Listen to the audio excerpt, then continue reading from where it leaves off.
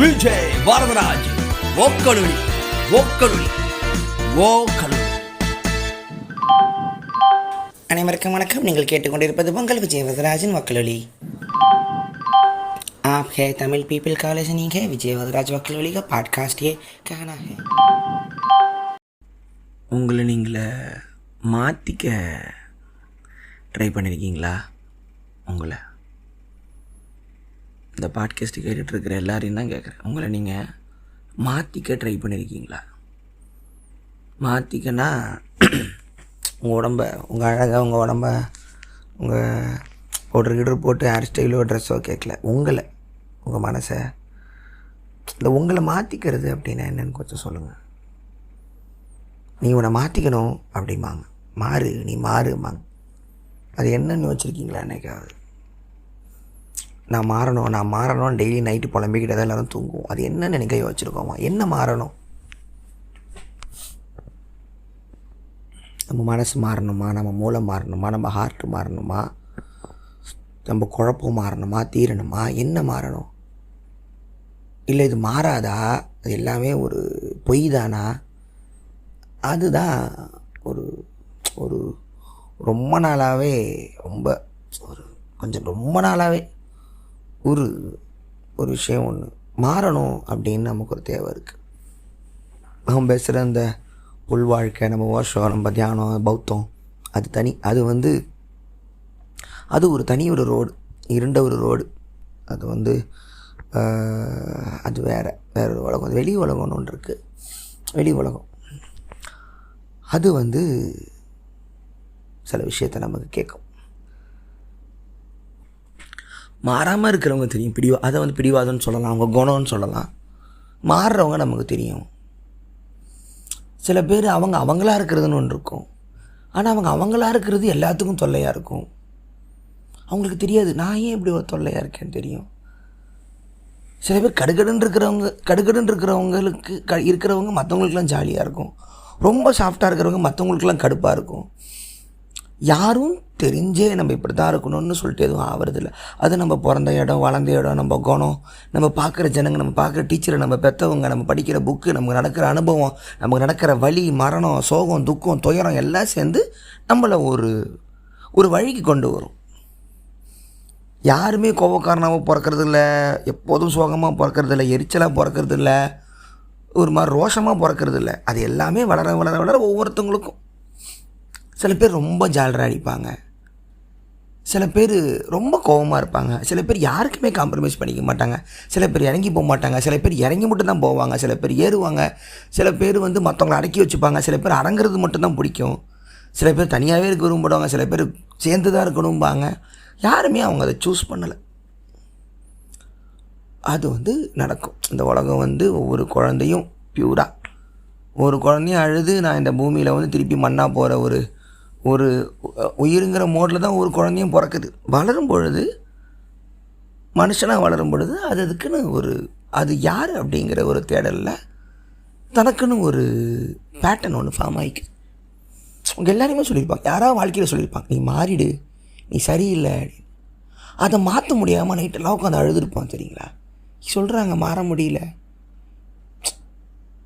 நீங்களாக இருக்கிற அந்த குணமே உங்களுக்கு தவறாக போகுது. உங்களுக்கு வாழ்க்கையில் எல்லா கடுப்பையும் கொண்டு வருதுன்னு நினைக்கும் போது உங்களுக்கு ஒரு வெறுப்பு வரும். தெரியுமா? உங்கள் மேலேயே கோபத்தை குறைன்றாங்கடா, ஆனால் முடியலடா, எனக்கு வருதுடா அப்படிம்பாங்க.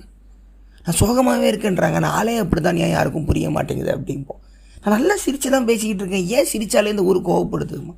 எல்லாருக்கும் உதவி பண்ணுறோம், அதுன்னு தப்பா என்ன அப்படின்னு? ஏன் நான் என் வேலையை பார்க்குறேன், இதில் என்ன தப்பு அப்படின்னு. போன வாரம் எங்கள் அம்மா கிட்ட நான் உட்காந்து கத்திக்கிட்டு இருந்தேன். ஏம்மா நான் எப்படி வளர்த்த பாரிப்போ, இவ்வளோ கஷ்டப்படுறேன் பாரு, மற்றவங்க மனசு நோக்காமல் நடன்னு சொல்லி ஒரே கஷ்டமாக இருந்தேன். எங்கள் அம்மா ரொம்ப கஷ்டப்பட்டுச்சு. எங்கள் அப்பா கிட்டே, எங்கள் அப்பாவோட அம்மா மாமியார்கிட்ட.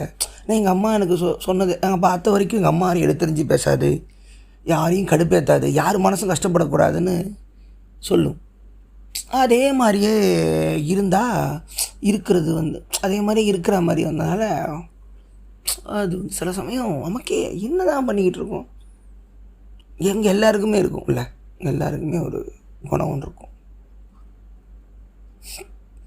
அது நம்ம இதுதான் இதுதானே நம்மன்னு அவேர்னஸ் வர்ற ஸ்டேஜ் ரொம்ப நல்ல ஸ்டேஜ். சில பேருக்கு தெரிஞ்சே தொலையாது அவங்க என்னவா இருக்கிறாங்கன்னு. மற்றவங்க கண்ணுக்கு நம்ம என்னவா தெரியும் நமக்கு தெரிஞ்சு தொலையாது. சில பேருக்கு தெரிஞ்சுட்டு அதை மாற நினைக்கும் பொழுது அந்த ஒரு டிரான்ஸ்ஃபர்மேஷன், அந்த பெயினை மாற்றுறது தான் ரொம்ப கஷ்டமான விஷயம். நான்லாம் ஒரு ஆரம்ப டைம்லலாம் ரொம்ப ஈகோவாக இருப்பேன். சினிமா கற்றுக்கிற புதுசு, காலேஜ் அந்த புதுசு, நான் சொல்கிறது தான் சினிமா, ஆர்ட்டு எல்லாருக்கும் இருக்கும். அது ஆர்வக்கோளாறுன்னு சொல்ல முடியாது, ஆர்வக்கோளாறு தான். ஒரு மாதிரி ஒரு ரோஷம் தான், யார் தெரியுமான்னு. நிறைய ஃப்ரெண்ட்ஸ் என் வாழ்க்கையை விட்டுலாம் போயிருக்காங்க. எடுத்துரிஞ்சு பேசுவேன், பிடிக்கலன்னா போடா, நான் அதாண்டா எனக்குலாம் பேசியிருக்கேன். ஒரு வயசு ஆவா இது ஒரு தப்பு. எல்லாருக்கும் நடக்கும் தானே வாழ்க்கையில். நமக்கு ஒரு பிரச்சனை நடக்கும்போது தான் நம்ம இப்படிலாம் இருந்திருக்கோம் போல், அந்த டைமில் அப்படி இருந்தோன்னா நம்ம புலம்புவோம்ல. நிறைய வெர்ஷன் ஆஃப் அவர் செல்ஃப்ஸை நம்ம தாண்டி தான் வரும். இப்போ இருக்கிற நீங்கள் ஒரு போன வருஷம் கூட இருந்திருக்க மாட்டீங்க. அது மெதுவாக ஒரு கிராஜுவல் சேஞ்ச் இருக்கும். சின்ன வயசில் அப்படி இருந்தாங்க, அப்போ அப்படி இருந்தாங்க அப்படி உங்களால் சொல்ல முடியுதுன்னா நீங்கள் லக்கி. உங்களால் உங்களோட ஒரு பெட்டர் வெர்ஷன் மாற முடியுது. மாறாதவங்களுக்கு அப்படி இருக்கிறதே முதல்ல தெரியாது. அப்படியா அப்படிமா யாரும் சொல்லவும் மாட்டாங்க. ஏன் காண்டுறடையன் அப்போலேருந்தே காண்டுறா அப்படின்னு. இந்த ரீயூனியன் ஸ்கூல் பசங்களாம் பார்த்து தெரியும், என்ன அப்படியே தான் இருக்கான், கொஞ்சம் கூட மாறலாமே அப்படின்னு பேசி பார்த்துருமா. யாராவது ஒருத்தனை பேசிப்போம், ஸ்கூலில் அப்படி இருந்தான்டா இப்போயும் அப்படி பேசுவான், ஒரே அதே மாதிரி தானே அசிங்கப்படுத்திக்கிட்டு இருக்கான், திமுறா அப்படிமோ. சில பேருக்கு அது தெரியாது. மாறணுங்கிறது அவசியம் இல்லைல்ல, அது அவங்களோட சாய்ஸ் தான். எனக்கு ஒரு கெட்ட பழக்கம் இருந்துச்சு. ஸ்கூலில் ஒரு பையன்கிட்ட எப்படி பேசுவானோ அதே ஃப்ளோவில் நான் 10 வருஷம் கழிச்சு பார்த்தாலும் அந்த மறுநாள் பேசுகிற மாதிரியே பேசுவேன். பயந்துருவானுங்க. ஒய்ஃப் கூட போயிட்டுருப்பான். அப்போ கல்யாணத்துக்கு முன்னாடி, மாப்பிள்ளை எப்படா இருக்கா, சின்ன வயசில் நம்ம விட்டு படம் பார்த்து மாப்பிள்ளை இப்பெல்லாம் பேசாதடா வரதராஜ் கொஞ்சம் போ அப்படி. ஏன் பயப்படுறான்? அப்போது தெரிஞ்சது அவன் ஒரு வயசுக்கு அப்புறம் அவன் நான் அதெல்லாம் இல்லை அப்படிங்க. நம்ம அவனை அந்த ஒரு டென்ஸுக்கு, அந்த பாஸ்ட் டென்ஸுக்கு போயிட்டு அந்த மூடுக்கு நம்ம இறங்கி அவன்கிட்ட பேசும்போது அவனுக்கு அது அன்கம்ஃபர்டபுள் ஆகிடுது. நினச்சி நான் சிரிச்சுப்பேன், பயந்துட்டு ஓட்டம். புரியுது, நம்ம தான் ஓர பேசியிருக்கோம் போல். இந்த மாதிரிலாம் நீங்கள் எல்லாருமே பண்ணியிருப்பீங்க. அந்த குணம் நமக்கு அது அவ்வளோதான். அதை ஒன்றும் செய்ய முடியாது. செய்யலாம். தன்னை உணர்தல், சுய உணர்வு, ஓஷம், தியானம், உங்கள் மூச்சை கவனியுங்கள், ப்ரெசன்ட் மொமெண்ட்டில் இருங்க, எட்டர்னிட்டி எல்லாம் ஓகே. அது ஒட்டுமொத்தமாக உங்கள் ஈகோவை டிசால்வ் பண்ணி கடலில் போட்டு கரைச்சிரும். அது வேறு. அது சொல்யூஷன். அதுக்குள்ளே போகாமல் நடுவில் தத்தளிக்கிற மனசுக்கு தான் இந்த பாட்காஸ்ட். எனக்கு தெரிஞ்ச நிறைய ஃப்ரெண்ட்ஸ் எல்லாம் இருப்பாங்க, பேசவே மாட்டாங்க, அமைதியாக இருப்பாங்க. ஆச்சரியமாக இருக்குது, எப்படி உங்களால் இருக்க முடியுது? நான் வீட்டில் எப்படி இருப்பேன். வெளியில் ஒரு 5 பேர் இருந்தாங்கன்னா என்னால் அவங்க எதாவது சந்தோஷப்படணும், பேசணும், சிரிக்கணும். என்னால் இப்போ யாராவது நான் வண்டியில் போனால் கூட, வெளியில் போனால் கூட உட்காந்து கூட பேசிக்கிட்டு இருப்பேன். இல்லைங்க, விஜயவதராஜ் கூட உட்காந்துருந்தேன், போருங்க, ஒரு வார்த்தை கூட பேசலைங்கன்னு என்ன சொல்லிடக்கூடாதுங்கிற ஒரு ப்ரெஷர் எனக்கு இருக்கும். ஜாலியாக வச்சுருந்தாரு, சிரிச்சுக்கிட்டே இருந்தேன். என் ஆஃபீஸ் யார் வந்தாலும் சிரிச்சுட்டு தான் போவாங்க. ஏதாவது ஒன்று நான் முழு கவனத்தையும் அவங்க மேலே செலுத்துவேன். புதுசாக வந்திருக்காங்க, இந்த இடம் நான் ஹாப்பியான இடம், அவங்களுக்கு அது புரியணும். அமைதியாக சில பேரெல்லாம் பார்த்தீங்கன்னாக்கா, நீங்கள் பக்கத்தில் உட்காந்துக்கிட்டு ஒரு 3 மணி நேரம் இருந்தால் கூட அமைதியாக இருப்பானுங்க. போயிட்டு வரோன்னா அப்படிம்பாங்க. அவங்களோட நீங்கள் டூர் போனாலோ ட்ராவல் போனாலோ ஒரு வார்த்தை வராது. அவன் தெரிஞ்சில்லை, அவன் ஆளே அப்படி தான். நேற்று ஒரு ஒன்று பார்த்தேன். ஃபேண்டசியா அப்படிங்கிற விஷயத்த சோஷியல் மீடியா மூலமாக டிஸ்கஸ் பண்ணும்போது நிறைய பேருக்கு அது இருக்குதுன்னு சொல்லி கண்டுபிடிச்சிருக்காங்க. ஃபேண்டசியா அப்படின்னா இப்போது கடல் இருக்குது, கடல்கிட்ட நீங்கள் உட்காந்துருக்கீங்க, ஒரு 4 குதிரை உங்களை தாண்டி போகுது இப்படின்னு நான் சொல்லும் போது யாருக்கெல்லாம் அதை இமேஜின் பண்ண முடியுதோ அவங்களுக்கு பிரச்சனை இல்லை. ஆனால் நான் ஒரு வார்த்தைகள் சொல்லும்போது உங்களால் இமேஜின் பண்ண முடியல அப்படின்னா உங்களுக்கு ஃபேண்டசியாக இருக்குன்னு அர்த்தம். உங்களால் அது இமேஜினே பண்ண முடியாது. உங்களால் இப்போ உங்களுக்கு மெமரி இருக்கும். நானும் பேட்டி கூட பேசிக்கிட்டு மெமரி இருக்கும். அதாவது உங்கள் ஃப்ரெண்டு வீட்டுக்கு போனது, அம்மா வீட்டுக்கு போனது, சாப்பிட்டது, மெமரி இருக்கும். விஷுவலாக டிஸ்கிரைப் பண்ணுங்கன்னா உங்களுக்கு அது மெமரியில் வராது. அவங்களுக்கு அது இன்னொரு விஷயத்தை கம்பேர் பண்ணி தான் சொல்ல தெரியுமா தவிர விஷுவலாக இமேஜஸை கான்ஜர் பண்ண முடியாதுன்றாங்க. இமேஜின் 4 ஹார்சஸ் ஃப்ளையிங் இந்த ஏராக நமக்கு தெரியும், ஒரு 4 குதிரை பறக்குது காற்றுலன்னு. அவங்களால அதை இமேஜின் பண்ண முடியாதான். ஒரு சோஷியல் மீடியா போஸ்ட் வழியாக நிறைய பேர் ஆமாம் எனக்கு அது, ஆனால் இது நோய் கிடையாது, பிரச்சனை கிடையாது. அவங்களுக்கு லெஃப்ட் பிரெயின், லாஜிக்கல் பிரெயின் சூப்பராக வேலை செய்யும், ப்ரெசன்ட் மூமெண்ட்டில் பக்காவாக இருப்பாங்க. அவங்களுக்கு ஃப்யூச்சருக்கான பேனிக் இருக்காங்க. அவங்களுக்கு டைம் கான்ஷியஸ் ரொம்ப போட்டு குழப்பாது, ப்ரெசன்ட் மூமெண்ட்டில் அழகாக இருப்பாங்க. பார்க்கப்போன புத்தர் நிலை தான் அது லக்கில் இருக்கார். எத்தனை பேர் அப்படி இருக்கீங்கன்னு தெரியல. நீங்களே சும்மா டெஸ்ட் பண்ணி பாருங்கள். ஒரு விஷயம் உங்களால் இமேஜினேஷன் மண்டக்குள்ளே ஒரு விஷுவல் உங்களால் கொண்டு வர முடியல அப்படின்னா உங்களுக்கு ஃபேண்டஸியா. அதுவும் பயப்படுறதுக்கு ஒன்றும் இல்லை. அது ஒரு ஸ்பெஷல், அது ஒரு வாழ்க்கை முறை, அவ்வளவுதான். அதனால் உங்களுக்கு எந்த பாதிப்பும் ஏற்பட போகிறதில்ல. இந்த இந்த மனசு தான் ஒரு மாதிரி ஒரு கொஞ்சம் மாதமாகவே ஒரு பெரிய பாரம் மாதிரி அப்படியே நெஞ்சில் அழுத்திக்கிட்டு உட்காந்துருக்கு. அப்படியே கல்லை தூக்கி வச்ச மாதிரி அப்படியே நிறைய விஷயம் மண்டையில் ஓடி அப்படியே ஒரு மாதிரியா எல்லாருக்கும் வர்றது தான். நைட்டு தூக்கம் வராது, திடீர்னு மூச்சு அடைச்சிக்கும். வெளியில் போகும்போது அப்படியே இடி மாதிரி மின்னல் மாதிரி வந்துட்டு போகும். அவங்களால ஒரு இடத்துல உட்கார முடியாது, ஒரு விஷயத்தில் கவனம் செலுத்த முடியாது. அப்படியே வந்துக்கிட்டே இருக்கும் மண்டைக்குள்ளே, என்ன தாண்டா போகுதுன்னு. அது மாறி ஆளாக்கி விட்டுடும். தொடர்ந்து நாளாக மாசாக வருஷாக ஒரு பதிலே கிடைக்காத ஒரு விஷயத்துக்கு போயிட்டே இருக்கும். டெஸ்டினேஷன் தெரியாத ரோட்லேயே இருக்கும். அப்படிங்கிற ஒரு டயர்னஸ் மனசுக்கு வந்துக்கிட்டே இருக்கும் போது அதை தாண்டி மறுநாள் இந்த ட்ராவலை எடுக்கிறதுக்கு ஒரு டயர்டு ஒன்று ஆகும் பாருங்கள். அது ஒரு பெரிய விஷயம். டெய்லி காலையில் இந்த ரோடு டிராஃபிக்காக இருக்கும், எவ்வளவோ வண்டிங்க, எல்லோரும் ஏதாவது ஒன்று அதை நோக்கி தான் போயிட்டாங்க. ஏதாவது ஒன்று என்றைக்காவது ஒரு நாள் நடந்துடாதா அப்படிங்கிற ஒரு பதிலுக்கான ஒரு இதுதான். டிராஃபிக்கில் எல்லோரும் முகத்தையும் பாருங்களேன். காலையில் யாருமே ஹாப்பியாக இருக்க மாட்டாங்க. எல்லாருமே ஒரு வெறுப்பில், ஒரு டயர்டில். இது நம்ம மட்டும்தான், மிடில் கிளாஸ் மட்டும்தான், ஏழைங்க மட்டும்தான் அப்படி இல்லை. நீங்கள் பணக்காரன் காருக்குள்ளே எட்டி பார்த்தாலும் அதே தான். 10 கோடி சம்பாதிக்கிறோன்னு அதே தான், 100 கோடி சம்பாதிக்கிறோம் அதே தான். வெளியே அப்படின்னா எல்லாருமே புத்தராயிட்டு போயிருப்பாங்களே, அது இல்லை. ஒரு கவலை, ஒரு வருத்தம். என்ன அது எல்லாருமே எல்லாத்தையுமே அப்படியே விட்டுட்டு அப்படியே கண்ணை மூடி சமணம் போட்டு உட்காந்து உலகம் முழுவதும் தியானம் அடைந்து காஸ்மோஸுடன் கான்சியஸுடன் சேர்ந்து பூமியே தியானிக்கும் உலகம் இங்கே இல்லை. அது ஒரு ரேர் விஷயந்தான். ஒரு 1000 வருஷத்துக்கு ஒரு புத்தர் பிறப்பான், அவ்வளோதான். மீதி எல்லாம் மனிதர்களாக பிறந்து மனதால் கஷ்டப்பட்டு எண்ணங்களால் அலைகழிக்கப்பட்டு பைத்தியமாகி மனசு குத்தி இதயம் வலித்து முதுகில் கத்தி வாங்கி உலகம் அருந்து துன்பங்கள் அடைந்து இன்பம் அறுத்து பிறப்பறுத்து மனுஷனாக பிறந்து நடக்காத எண்ணங்களை நடந்துச்சுன்னு மனசுக்குள்ளே நினச்சிக்கிட்டு திருப்பி மறுபிறப்புக்கு ரெடியாக ஒரு உயிராக தான் நம்ம மனுஷங்களாக வாழ்ந்து இறப்போம். எண்ணங்கள், கனவுகள், ஆசைகள் எல்லாமே நம்ம உண்மை நமக்கு தெரியும். இல்லுஷன்னு சொல்லும், குவாண்டம் ஃபிசிக்ஸ் பொய்ன்னு சொல்லும், தத்துவர்கள்லாம் பொய்ன்னு சொல்லுவாங்க. ஆனால் மனசு அந்த கனவை நம்பும், எண்ணத்தை நம்பும். ஆமாம், இது என்ன வாழ்க்கை தெரியும். உலகம் இருள் தான், எல்லாம் சூனியம் தான், எல்லாம் என்ட்ரோப்பி தான். இருட்டிலேருந்து நத்திங்லேருந்து உருவாகி சம்திங் ஆகி திருப்பி நத்திங்க்கு தான் போவான்னு தெரியும். ஆனால் நடுவில் இருக்கிற சம்திங் அழகாக இருக்கே, அதை எப்படி நான் இல்லைன்னு சொல்ல முடியும்? ஒரு குழந்தைய பார்க்கும் போதோ, ஒரு அழகான ஒரு பழத்தை பார்க்கும் பொழுதோ, ரோட்டில் ஒரு பூ மலரும் போதோ, ஒரு கடலை பார்க்கும் போதோ, நிலாவை பார்க்கும் போதோ, வானத்தை பார்க்கும் போதோ அழகாக தான் இருக்குது. வாழ்க்கை அழகாக தான் இருக்குது. அது அழகாக இருந்து ஏன் அதை படைச்சி அதை அழிஞ்சு போகும்போது ஏன் நம்மளை அழ வைக்கணும்? ஏன் பிறந்து ஏன் மரணிக்கணும்? அந்த ஒரு கொடுமையான ஒரு இல்லூஷன் வாழ்க்கையை ஏன் மனுஷனுக்கு புரிகிற மாதிரி ஒரு அவேர்னஸில் கொண்டு வரணும் அப்படிங்கிற ஒரு கேள்வி தான் மனசை போட்டு குடஞ்சி இடிச்சுக்கிட்டே இருக்குது. புத்தர் சொல்லுவான், ஆசையே துன்பத்துக்கு காரணம். முதல்ல என்ன மயிருக்கு அந்த ஆசை முதல்ல வந்துச்சுன்னு தான் இங்கே நான் கேட்குறேன்.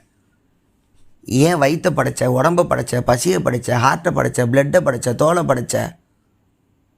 ஏன் ஒவ்வொரு வேலையும் ஒரு காலையில் எழுந்திரிச்சு நைட்டு தூங்குறதுக்குள்ளே ஏன் இவ்வளவு ஒரு உடல் துன்பத்தை அனுபவிக்கும்னா அதை உணர்கிற அவேர்னஸ், விழிப்புணர்வை ஏன் மனுஷனுக்கு படைத்தேன்? எவ்வளவோ மிருகம், ஆடு, மாடு, குதிரை, குயில், பாம்பு நிம்மதியாக தூங்குது. ஏன் மனுஷனால் அசை போட்டுக்கிட்டு ரோட்டில் உரமாக கடந்து தூங்க முடியலன்னா அப்படின்னு அவன் மனசில் உன்னை கொடுத்து, உனக்கு ஆட்டை கொடுத்து, வலியை கொடுத்து, உறவை கொடுத்து, எண்ணங்களை கொடுத்து, குடும்பத்தை கொடுத்து, நாடை கொடுத்து, அவனை இது பண்ணுங்கிற இந்த குழப்பம் இருக்கும்பொழுது தான் எனக்கு கடவுளுங்கிற ஒரு கம்யூனிட்டி இல்லைங்கிறது எனக்கு தோணும். இவ்வளோ பெரிய எவல்யூஷனில் நம்ம தான் இருக்கணுமா விபத்தா அப்படிங்கிறது கேள்வி. அந்த விபத்தில் ஒரு விபத்து தான் இப்போ உங்களோட அந்த பாட்காஸ்ட்டில் பேசிக்கிட்டு இருக்கேன். விபத்து நம்பலாம். உலகத்தை அறியக்கூடிய உணர்வு கொண்ட விபத்து தான் மனிதன். மிருகத்துக்கும் கடவுளுக்குமான ரோப், அதான் நீட்சே சொல்கிறார். கடவுளுக்கும் மிருகத்துக்கும் நடுவில் ஒரு பாலம் மனிதன். ஒன்று இந்த பக்கம் இருக்கணும், இல்லை அந்த பக்கம் இருக்கணும். அவனுக்கு ஒரே வழி கடவுளை நோக்கி போகிறது தான் அப்படின்னு சரத்துத்துறை கத்துவான். ஜனங்களை பார்த்து படா முட்டா பிள்ளைன்னு சொல்லி சிரிச்சுக்கிட்டு இருப்பாங்க. ஜரசூத்ரா ஞானம் அடைஞ்சிட்டு குகையிலேருந்து வெளியே கிளம்பி வருவான். ஒரு வயசான வந்து ஆகா இவ்வளோ வருஷம் கவுக்குள்ளே தியானம் பண்ணி உள்ளுக்குள்ளே என்னோடய இன்பம் நிரம்பி வழியுது, இது இந்த மக்களுக்கு நான் தரப்போகிறேன்னு சொல்லிட்டு இறங்குவான். ஒரு வயசான தாத்தா இருப்பார், நான்ப்பா ஜரதூத்ரா எங்கே போகிறேன் தாத்தா, மனசில் இன்பங்கள் வழிந்து ஓடுது, மக்கள்கிட்ட தரப்போகிறேன். சொன்னால் கேள்றா, இந்த காட்டில் உன்னை பார்த்துக்கிட்டு இருக்கேன், நானும் எனக்குன்னு ஒரு காடு குடிசைன்றக்கேன், நிம்மதியாக இங்கே இருடா, மக்களை தேடி போவாதரா, அவனை ஏற்றுக்க மாட்டாங்க, முடியாது. நிரம்பி வழியும் கிஃப்டை தராத ஒரு இன்பம் எதற்கு, தர்றதுக்கு தான் மனுஷன், நான் போய் தரப்போகிறேன். சொன்னால் கேளு, இந்த மக்களை நம்பாதம் பாரு, இவன் கேட்க மாட்டான். நம்பி போவான் ஜரதூஸ்திரா, உலகம் தன்னை ஏற்றுக்கொண்டு. அதிலிருந்து அவன் துன்பப்பட்டு துயரப்பட்டு கிடச்ச நொந்து நூடுல்ஸ் ஆகி இந்த உலகத்தை புரிஞ்சிக்கிற ஒரு கதை தான் நீட்சே எழுதிய த ஸ்பீக் ஜரதூஸ்திரா. நேரம் இருக்கும்போது படித்து பாருங்கள், தமிழ் டிரான்ஸ்லேஷன் இங்கிலீஷ் டிரான்ஸ்லேஷன் இருக்குது. இந்த உண்மையை நம்ம புரிஞ்சுக்கணும், நம்ம யாருன்னு புரிஞ்சுக்கணுமோ, இவ்வளோ பெரிய வழியை தாண்டி வரணுமா அப்படிங்கிறதான் ஒரு கோபம். புத்தர் வந்து நான் அந்த பரிபூர்ண நிலையை அடைஞ்சு அந்த பக்கம் நான் போகல, கதவுல நின்று உங்கள் எல்லாத்தையுமே விடுதலை அடைஞ்சே தீருவேன் அப்படிங்கிறாரு. அவரே தான் எல்லாமே பொய்ன்னு, அனைத்துமே பொய்ன்னு சொல்ல புத்தர் வந்து ஏன் எல்லா மக்களும் இருக்காங்கன்னு ஏன் அப்புறம் நம்புறாரு?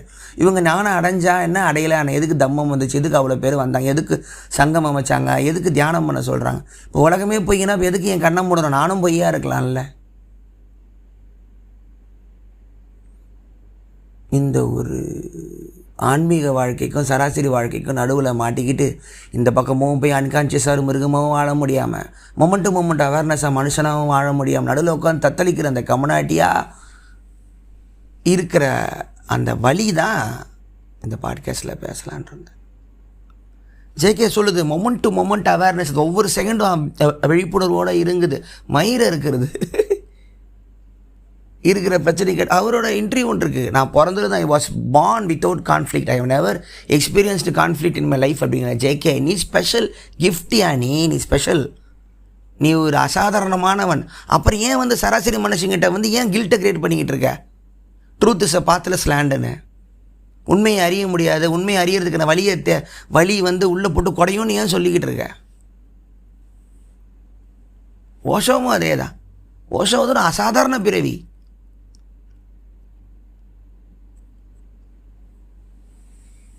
அவங்களோட பிறப்போட முதல் நாள்லேருந்தே அவங்களுக்கு இந்த இந்த இந்த பிறப்புடைய துன்பத்தை அறுத்து நீ ஞான நிலையை அடையன்னு இருக்கும் போல் அவங்களுக்கு ஸ்மூத்தாக இருக்குது அந்த செயல். அவங்க ஸ்மூத்தாக போய் சேர்ந்துட்டு அவங்க வந்து ஒரு நல்ல காஸ்ட்லி போட்டில் வந்து கடலுக்கு ஓரமாக தீவை தாண்டி மார்க்கெட்டிங்லாம் போட்டு ஜாலியாக போயிட்டு என்ன சவலை தாவும் நம்மளை சொல்கிற மாதிரி இருக்குது.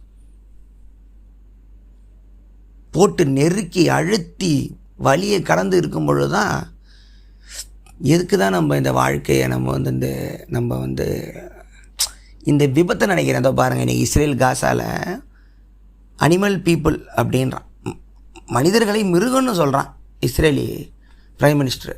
காசா மக்களை அடைச்சிட்டோம், அழிக்க போகிறோம், அதாவது மக்களை கொல்ல போகிறேன்னு ஒரு சக மனிதனை கொல்ல போகிறேன்னு அறிவிக்கிறான், பிரகடனம் படுத்துகிறான். அதை உலகம் ஃபுல்லாக பார்த்துக்கிட்டு இருக்கோம். நிலம், நாடு, பார்டர், கோடு, மக்கள், மதம், கடவுள்னு வச்சுட்டோம்ல, நம்மளால் வேடிக்கை பார்க்க முடியுது. அப்போ நியாயம்னா என்ன, தர்மம்னா என்ன, அன்புனா என்ன, காதல்னா என்ன, ஒரு மனிதத்தன்மைனா என்ன, அப்போ எல்லாமே என்ன? அப்போது பொய்யான். அப்போது இந்த பூமிக்கு அந்த பக்கம் போனால் அந்த பக்கம் இருக்குது, அந்த பக்கம் ஒரு ஊர் இருக்குது, இந்த பக்கம் இருக்குது, என் தமிழ்நாடு கீழே இந்த பக்கம் இருக்குது, இந்த பக்கம் இருக்குது. எல்லா ஊர்லேயும் தினம் மனிதனை கொண்டு வச்சுட்ருக்கா. அது ஒரு காரணமாக வச்சுருக்கா, நம்ம அதை வேடிக்கை பார்த்துக்கிட்டு தான் இருக்கோம். இதோ இப்போ போன வருஷம் கோவிட் வந்துச்சு, அது காமனாக எல்லோரையும் கொலை பண்ணுச்சு. சமமான கொலையும் நடந்துச்சு உலகத்தில். மனுஷன் தாண்டி வந்துட்டு உட்காந்துருக்கு. உலகம் ஃபுல்லாக எல்லாம் சேர்ந்து அவ்வளோ பல ஆயிரம் டாக்டருக்கெல்லாம் இறந்து மருந்தை தான் மனுஷன் கண்டுபிடிச்சான், தன்னை காப்பாற்றிக்கிறான். இன்றைக்கி உக்ரைனில் பல லட்சம் பேரை கொள்கிற அதே ரஷ்யா தான் வேக்சின் கண்டுபிடிக்குது, அதே அமெரிக்கா தான் வேக்சின் கண்டுபிடிக்குது, அதே உலகத்துக்கு அத்தனை டாக்டருங்களும் வந்து இந்த ஒரு நோயை விரட்டி மனுஷன் வாழணும்னு கண்டுபிடிச்சிட்டு அடுத்த வாரமே போருக்கு போகிறான். ஆக்கமும் நானே, அழிவும் நானே தான். தன்னைத்தானே உணர்தல் அப்படின்னு உலகத்திலேயே மற்றவங்களுக்காக வருத்தப்பட்டு மற்றவங்களுக்காக வாழ்ந்து யோசித்து இப்படி தான் அன்பாக இருக்கணும்னு நினச்சவன் எவனாவது மாப்பிள்ள அப்படி இருக்கிறது பெஸ்ட்டடா சூப்பரான்னு சொல்லி எங்கேயாவது பார்த்துருக்கீங்களா? உன்னை இழிச்சவன்னு சொல்லிடுவாங்க, உன்னை ஏமாளின்னு சொல்லிடுவாங்க, உன் பொழப்பை மட்டும் பாரு அப்படின்னு நீங்கள் சொல்லி எல்லாரையுமே கேட்டிருப்பீங்க. உங்கள் தாத்தா, உங்கள் அப்பா, உங்கள் மாமன், சித்தப்பன், ஃபங்க்ஷனில், திருவிழா, இழவலை எவனா ஒருத்தர் இருப்பான். வேலைக்கு போனால் பத்திரமாரு, யார் பேச்சும் கேட்காத, 1000 சொல்லுவான், உன் வேலையை மட்டும் பாரு, வாழ்க்கையில் முன்னேறுவேன். இந்த அறிவுரை மட்டும்தான் உலகம் மற்றவங்க சொல்லிக்கிட்டே இருக்கு. சுயநலமாக இருந்தால் மேலே வரலாம். ஆனால் உண்மையும் அதுதான். எல்லாரையுமே மாறுங்கன்னு சொல்லிக்கிட்டு இருக்காங்க எல்லாருமே.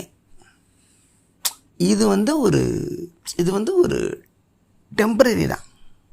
அழியக்கூடிய இந்த உடலில் இருக்கிற மனசு வந்து அது ஒரு குழப்பமான ஒரு கோடிங். அது டெய்லி ஒன்று சொல்லும், டெய்லி ஒரு நியாயம் கற்பிக்கும், டெய்லி ஒரு ஜட்ஜ்மெண்ட்டு சொல்லும், டெய்லி உனக்கு ஒரு கிளாரிட்டி கொடுக்கும்.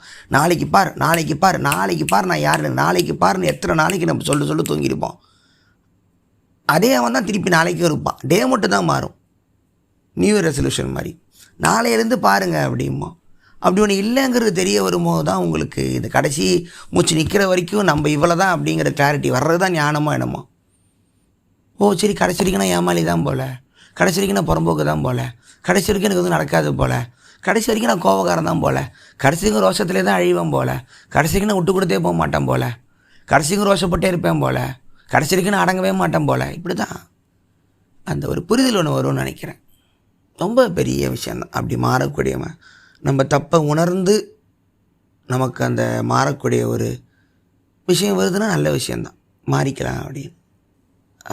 அதுக்கு ஒரு மனசு பக்குவம் ஒன்று வேணும். நம்மளை ரொம்ப புரிஞ்சுக்கணும். ஜேகே என்ன சொல்லுதுன்னா, நேற்று ஓஷோவில் அழகாக ஒன்று படித்தேன், விஞ்ஞான பைரவ தந்திராவில். ஒரு சிந்தனை வந்து உங்கள் மண்டைக்குள்ளே ஓடுதுன்னா அது 2 ஆப்ஷன். அதை நீங்கள் சப்போர்ட் அது உங்களுக்கு வேணும்னு ஆசைப்பட்டீங்கன்னா அது ஒரு டைரெக்ஷனில் தாட்டு என்னம்னு போயிட்டே இருக்கும். அதில் அப்படியே அமிழ்ந்து அப்படியே மயக்கத்தில் நிறைய இருந்துருவீங்க. அது வேணான்னு சண்டை போட்டுக்கிட்டே இருந்தீங்கன்னா அது உங்களை வந்து வெறுப்பு, கோபம், பகைன்னு அது ஒரு இதில் கூட்டிக்கிட்டு போகும். இந்த 2 ஜேர்னிக்குள்ளே தான் நீங்கள் மாட்டிவீங்க. நல்லா கவனிச்சு, இந்த 2 இல்லாத அந்த அமைதி நிலைக்குள்ளே அந்த கேப் பிட்வீன்ஸ் 2 தாட்ஸ் கவனிக்கிறது மட்டும் தான் உங்கள் ஒரே வேலை. முக்கால்வாசி நான் தப்பிக்கிறதே அந்த ஒரு விஷயத்தெல்லாம் இவனுங்கிட்டேருந்து கற்றுக்கிறதுனால தான்.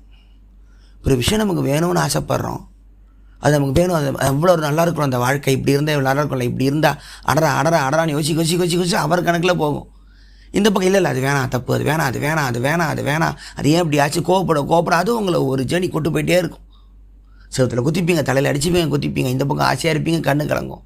இது 2 தான் உங்களுக்கு ஃபார் அகேன்ஸ்ட் தான். 2த்துக்கு நடுவில் ஒரு கேப் இருக்கும். Every gap between thoughts is what you are, your nothingness, emptiness அப்படின்றாங்க ஓஷோ. ஜேகேவும் அதான் சொல்லுது, 2 எண்ணங்களுக்கும் நடுவில் உள்ள இடைவெளி. ஓஷோவாவது புரிகிற மாதிரி சொல்லும், ஜேகேலாம் நேராக ட்ராமா தான். ஜேகே வந்து நீ வந்து கான்ஃப்ளிக்டை வந்து அனலைஸ் பண்ணாத, அவேர்னஸாக இரு அப்படிம்பார். ஒரு பிரச்சனையை அனலைஸ் பண்ண ஆரம்பிச்சுன்னா தாட்டோட பிரச்சனையை தாட்டாலேயே டீல் பண்ண முடியாது. நம்பர் ஒரு எண்ணத்துக்கு ஆன்சர் கண்டுபிடிக்க இன்னொரு எண்ணம் போட்டிங்கன்னா அது ஒரு எண்ணம்னு போயிட்டே தான் இருக்கும்.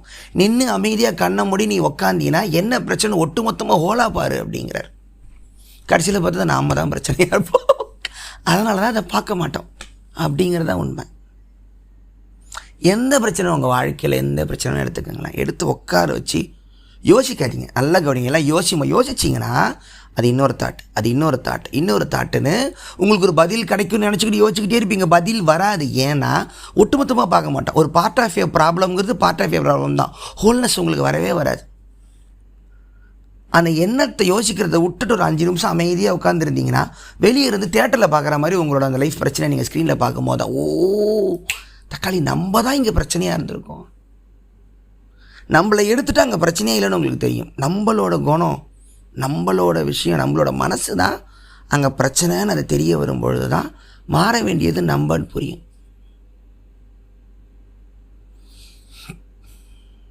மற்றவங்களை குறை சொல்லி பிரயோஜனமே. யாருக்குமே தன்னை பற்றிய புரிதலோ அவேர்னஸோ அறிதலோ இல்லை. குட்டிஜப் சொல்லுவார், எல்லாருமே தூங்குறாங்க. போருங்கிறது தூங்கி கொண்டிருக்கும் 2 பேர் போடும் சண்டையும்பாங்க. ஸோ நீங்கள் அவங்கள எழுப்பாத வரைக்கும் நீங்கள் வந்து என்ன பண்ணுவீங்கன்னு கேட்பார்.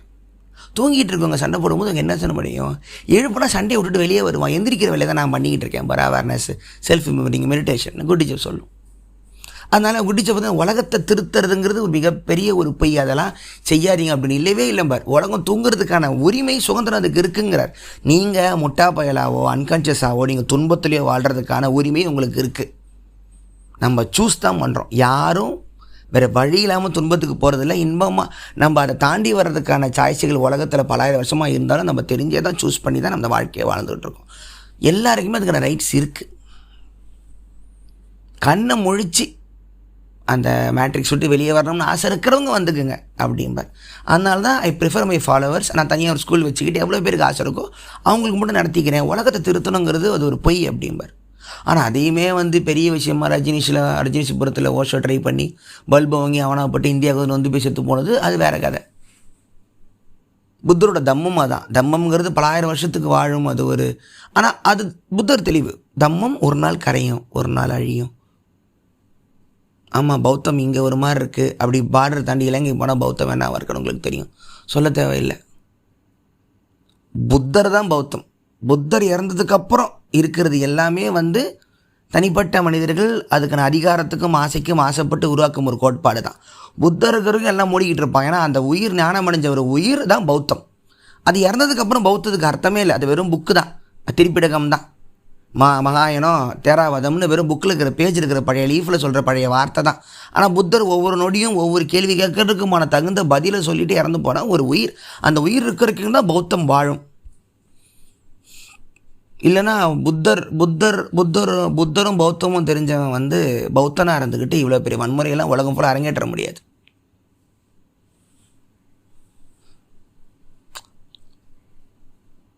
ஸோ அதான். ஸோ இயேசுநாதர் வேறு, கிறிஸ்தவ மதம் வேறு, புத்தர் வேறு, பௌத்தம் வேறு. அது நமக்கு தெளிவாக புரியணும். அந்த மனிதன் ஒரு விஷயத்தை ஒரு மனிதன் உருவாக்குறானா அவன் உயிரோடு இருக்கிற வரைக்கும் அது வாழும். இறந்துட்டானா அதுக்கப்புறம் வர்றவங்க அவங்கவுங்க வாழ்கிறதுக்கான கோட்பாடாக மாறுமே தவிர அதை உருவாக்க இறந்து போனவனோட அந்த ஒரு உயிர் அந்த விஷயத்தில் இருக்காது.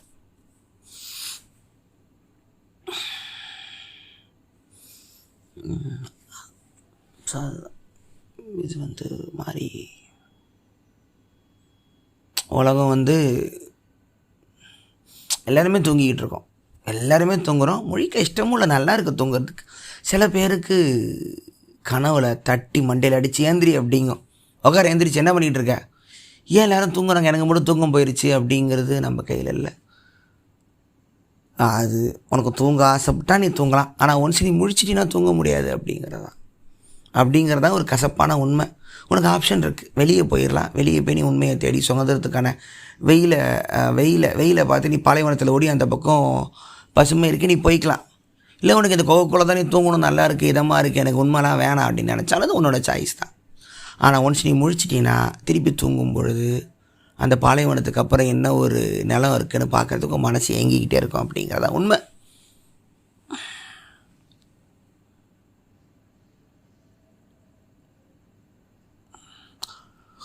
ஸோ வெளி உலகத்தில் நம்ம மாறிக்கணும் அப்படிங்கிறது ஒரு லூப்பு தான், ஒரு பேட்டர்ன் தான்.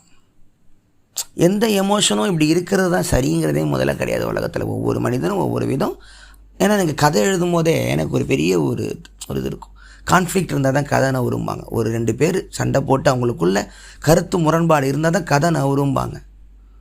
ஸோ உலக வாழ்க்கைங்கிறது சண்டையால் மட்டுமே தான் நவந்துக்கிட்டு இருக்குது. ஏன் இந்த கான்ஃப்ளிக்ட் இல்லாமல் ஒரு கதை எழுத முடியாதுன்னா கிடையாது. ஒரு கதையில் எல்லாருமே ஒரே மாதிரி இணங்கி ஒன்றா ஒத்துமையாக இருந்தால் அங்கே கதையே இல்லைன்றாங்க. நீங்கள் பார்க்குற எந்த படமாக இருந்தாலுமே முரண்பட்ட கருத்துக்கள் கொண்ட ஒரு நிறைய பேர் ஒரு காட்சியிலையோ ஒரு கதையில் இருந்தால் தான் கதை நவரும். வாழ்க்கையை நவரணும்னா சண்டை இருந்தால் தான். ஸோ உங்களோட அந்த அந்த குணம் தான் அது இன்னொருத்தவங்களோட மோதத்தான் செய்யும். அதை ஒன்றும் செய்ய முடியாது. அது இன்எவிட்டபிள். அந்த ஃப்ரிக்ஷன் தான் லைஃப். இதை ஒட்டுமொத்தமாக அவேர்னஸாக கவனித்து நம்மளோட எண்ணங்களை நம்ம வெளியிருந்து கவனிக்கிற ஒரு ஆன்மீக நிலைக்கு போனோம்னா நம்ம மாறலாம், ஒன்றுமே இல்லை. நம்ம குணம் மாற ஒன்றுமே இல்லை.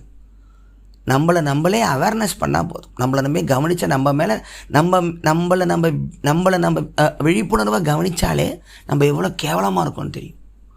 ஒரு நாள் நீங்கள் உங்களை வேறு ஒரு ஆளாக கவனிக்க, வேறு ஒரு ஆள் உடம்புக்குள்ளே நீங்கள் இருக்கீங்கன்னு சின்ன எக்ஸசைஸ் இது. நாளைக்கு சும்மா உங்களுக்கு வேறு ஒரு உடம்புக்குள்ளே நீங்கள் இருக்கீங்கன்னு நினச்சி உங்களை நீங்களே கவனிங்க. நீங்கள் எவ்வளோ பெரிய காமெடி பீஸ்னு உங்களுக்கு தெரியும். ஸோ இந்த மாறிக்கிறோன்னா எது நோக்கி மாற போகிறீங்க? எது சரி? இது வரைக்கும் இப்படிப்பட்ட குணம்தான் உலகத்தில் சரியான முடிவுன்னு ஏதாவது ஒன்று இருக்கா? இல்லை தம்பி, கோவப்பட்டால் மட்டும்தான் வாழ முடியும். இல்லை. நிறைய பேர் அழிஞ்சு பார்த்து அன்பாக இருந்தால் மட்டும் தான் வாழ முடியும். இல்லை, அழிஞ்சு பார்த்துருக்கீங்க. ஏமாத்திரம் தான் தம்பி வாழ முடியும். இல்லை, அவங்களும் அழிஞ்சு பார்த்துருக்கீங்க. அப்போ இதுதான் சரியான தீர்வு அப்படி ஒன்று இல்லை. ஒவ்வொரு நொடியும் பலவிதமான குணங்கள் ஒன்றாம் கையாட்டிக்காக மோதி ஃப்ரிக்ஷனில் தான் உலகம் ஓடிக்கிட்டு இருக்கு. உங்கள் குணம் தான். அதை ஒன்றுமே நீங்கள் செய்ய வேணாம். சரி, உங்களுக்கு ஒரே ஆப்ஷன், இதை விட்டுட்டு கண்ணை மூடி அந்த பக்கம் ஓடிடுங்க. மற்றபடி எல்லாம் சூப்பராக போயிட்டுருக்கு. இதுதான் இந்த பாட்காஸ்ட்.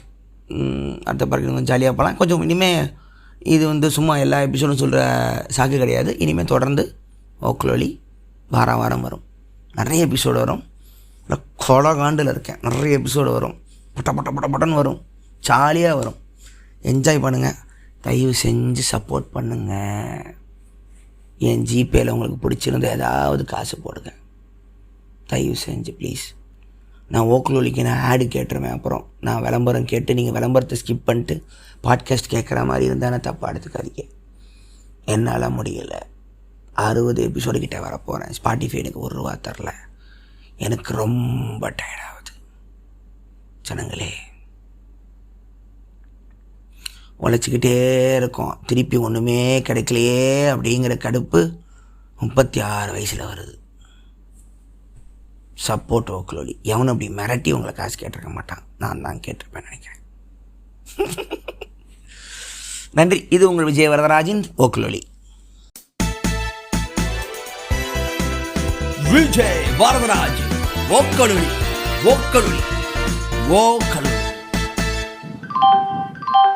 அனைவருக்கும் வணக்கம். நீங்கள் கேட்டுக்கொண்டிருப்பது உங்கள் விஜய் வரதராஜின் वक्लौली. आप है तमिल पीपल का लिसनिंग है. विजय वरदराज वक्लौली का पॉडकास्ट ये कहना है.